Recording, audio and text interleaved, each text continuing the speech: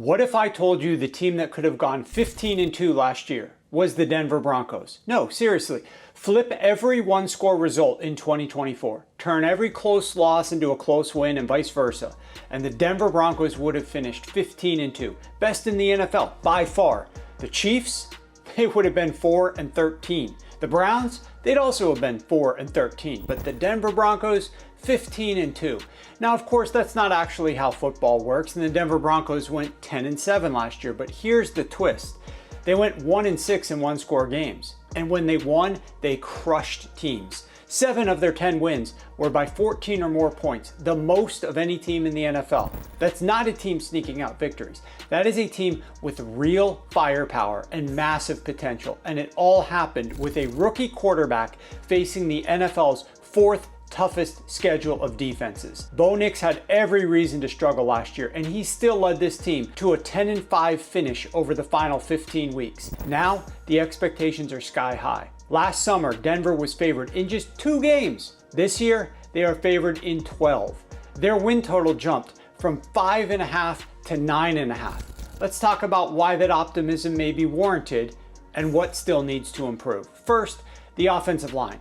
Quietly, the 2024 Broncos had the NFL's #1 ranked blocking unit, #1 in run block win rate, #1 in pass block win rate, #1 in short yardage conversion rate, excluding Javonte Williams carries, and #5 in yards before contact per rush. But you wouldn't know it watching Javonte Williams run into defenders. Williams ranked dead last in yards after contact, dead last in explosive runs, bottom 5 in yards per carry, success, and fumbles. Over 2 full seasons, he was one of the least efficient backs in the NFL. So his departure this offseason was actually a blessing in disguise.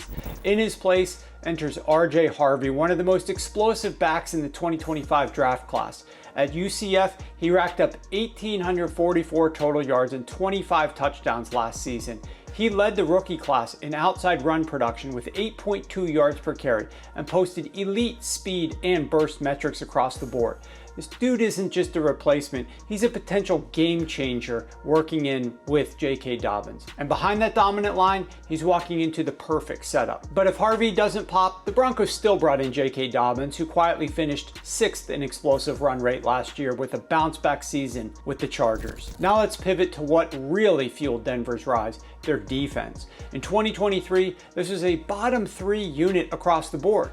But in 2024, they went from 31st to 1st in overall defensive efficiency, from 30th to 1st in pass defense, and from 32nd to 2nd in run defense. Most sacks in the NFL by a mile. 63 total, a franchise record. The key? Simplifying their scheme. Defensive coordinator Vance Joseph stripped it down. Patrick Surtain won Defensive Player of the Year. Riley Moss stepped up as a legit cornerback too. Brandon Jones solidified the back end with 115 tackles and 3 picks. They ran the 3rd highest rate of man coverage, mixed in disguised blitzes and stunts, and suffocated opposing offenses. Can they repeat that level of dominance this year? Maybe, but the scheme, continuity, and talent all remain. So then what's missing? 3 key things. Number 1, faster starts. Denver ranked 23rd in first quarter points per game last year, but 8th in the rest of the game. Sean Payton eased Nix into games early, but they often found themselves trailing after 15 minutes. Number 2, better early down efficiency. Denver was 29th in early down offense last year. Half of their first downs led to 3rd downs, bottom 3 in the NFL. With Javonte Williams gone, that should improve, but Payton has to stay aggressive on early downs. And number 3, continued growth from Bo Nix.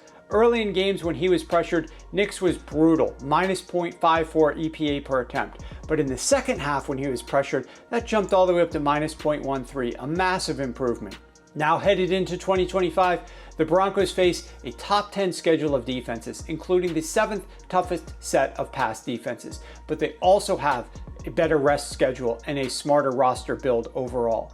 They are spending bottom 5 money on quarterbacks and running backs and instead investing heavily in the trenches where games are won.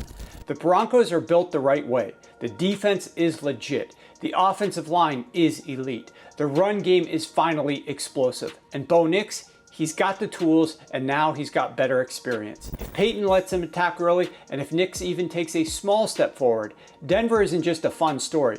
They are a legitimate playoff contender and a threat to everyone they face in 2025. Think you're ready for the NFL season? Not without this. 586 pages of straight-up football intelligence and predictions for the 2025 season, featuring the sharpest analysis, betting edges, and fantasy insights in the game. Go to sharp.football and level up.